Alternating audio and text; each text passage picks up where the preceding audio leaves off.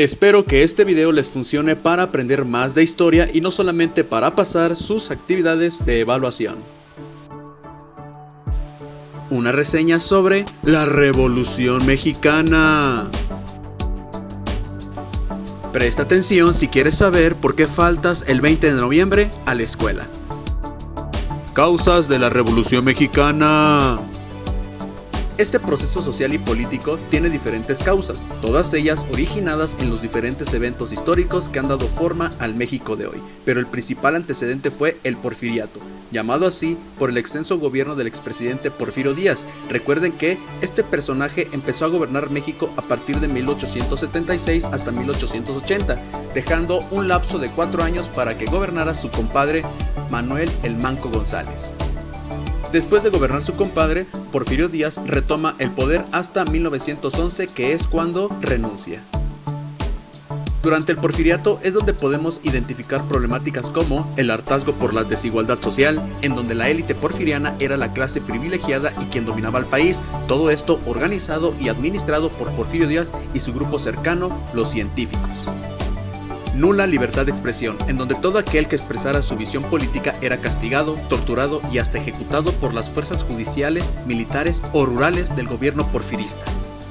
Un ejemplo de la nula libertad de expresión se da con la fundación de los periódicos de ideas revolucionarias, entre los que destacaron Regeneración y El Hijo del Aguizote, en donde personajes como los hermanos Jesús, Enrique y Ricardo Flores Magón, Juan y Manuel Saravia, Librado Rivera y Filomeno Mata, entre otros, externaron su oposición al régimen porfirista, recibiendo las represalias del gobierno.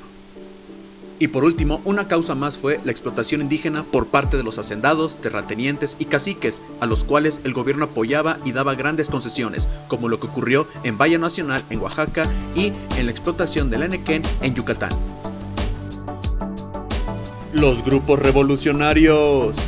El líder revolucionario que encabezó el inicio de este movimiento armado fue Francisco Ignacio Madero, quien al principio se enfrentó a Díaz por la vía democrática, pero al ver que este no tenía pensado dejar el poder, como último recurso optó por las armas. Este empresario del noreste, sin mucha experiencia política, realizó varias giras en 18 estados, fomentando el plan político del Partido Nacional Antirreeleccionista. También escribió un libro titulado La sucesión presidencial en 1910. La publicación de este libro causó mucho revuelo porque se atacaba o se denunciaban muchos males que durante mucho tiempo se habían venido promoviendo, y más durante el Porfiriato. En el Plan de San Luis, redactado por Francisco I. Madero, se convoca al pueblo mexicano a levantarse en armas el 20 de noviembre de 1910 a las 6 de la tarde. Qué bizarro que una revolución tenga hasta hora de inicio. La respuesta al llamado que lanzó Madero sobrepasó sus expectativas. Hubo diversos levantamientos en gran parte del país. Además, entre los principales líderes del movimiento se encontraban Pascual Orozco, Francisco Villa, apodado como el Centauro del Norte, y Emiliano Zapata, también conocido como el Caudillo del Sur.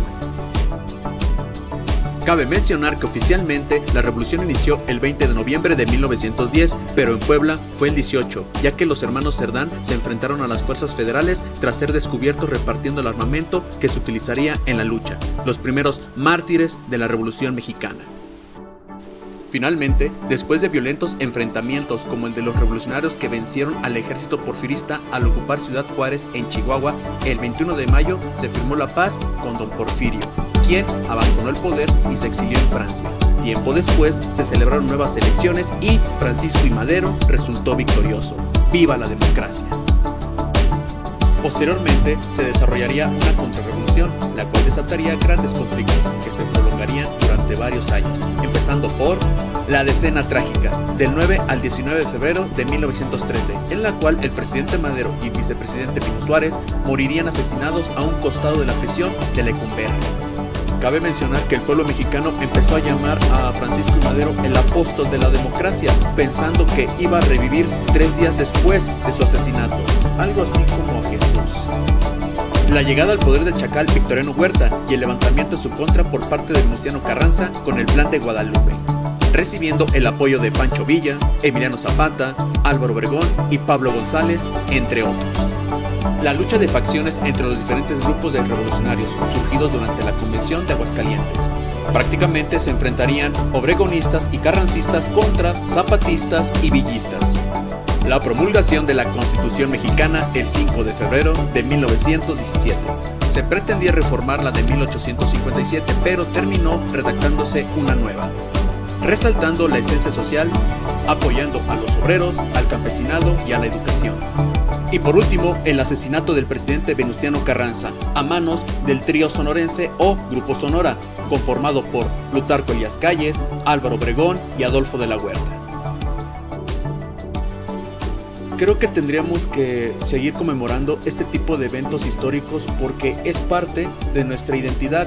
Si no reconocemos todos estos procesos y hechos históricos, poco a poco estamos dejando de ser lo que somos como mexicanos. Para esto tenemos que tener un conocimiento activo del pasado y reflexionar sobre lo que somos ahora como mexicanos. No verlo como un simple día de asueto, porque entonces estaremos fallando en nuestra identidad cultural. Gracias por la atención prestada y recuerden que el conocimiento no estorba.